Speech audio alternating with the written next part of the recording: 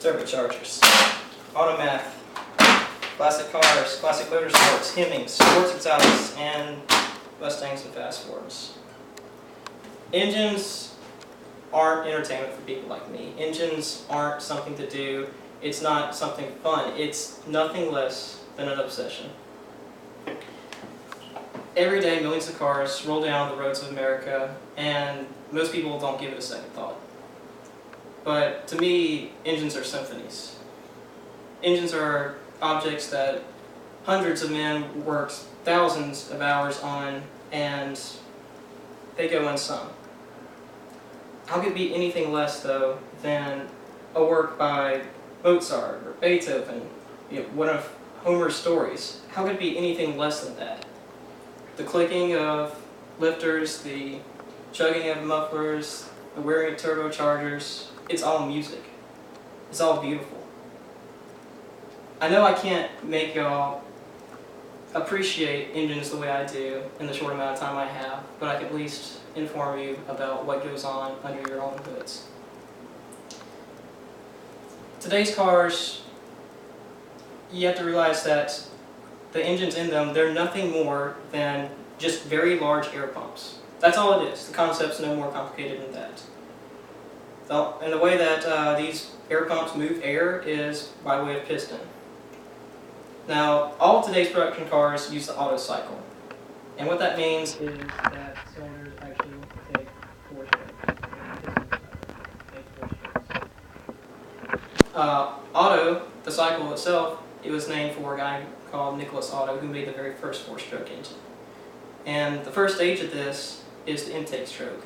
And all that is the piston moves down, the volume inside the cylinder, that's what the piston's in, increases. The distance enlarges between the top of the piston and the cylinder head itself. And while this happens, a small valve called the intake valve is open. And through that open valve, a mixture of fuel and air enters. Eventually that piston stops moving down, changes direction, starts going back up again. In that mixture, it just gets compressed, and moves towards the cylinder head. When it finally can compress no more, electricity gets ran through a spark plug and it ignites that mixture. This is the beginning of the power stroke.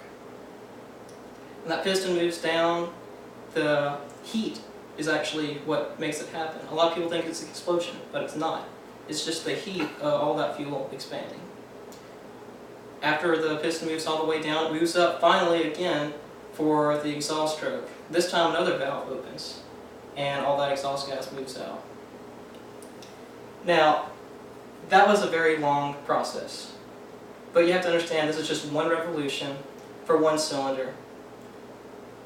This happens 8 times if you have a V8, 4 times if you have a straight 4, V4.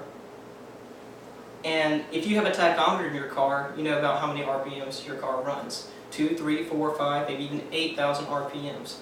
That could mean that your engine is doing this process over 100 times per second per cylinder. It's nothing short of a miracle every time that we start our cars that they continue to work. And it doesn't stop there. That's just the beginning of complex parts. Camshafts, they have to move exactly half the speed a crankshaft does, otherwise nothing works. Some cars have 1 camshaft, some have 2, some have up to 4. The valves are just like that. You have to have a minimum of 2, 1 for intake, 1 for exhaust, but some car manufacturers have made cars that have up to 5 valves per cylinder. Engines are analog. They're endlessly complex. They're endlessly beautiful, in my opinion. And I know, again, that I can never make you appreciate engines the way I do in a short amount of time.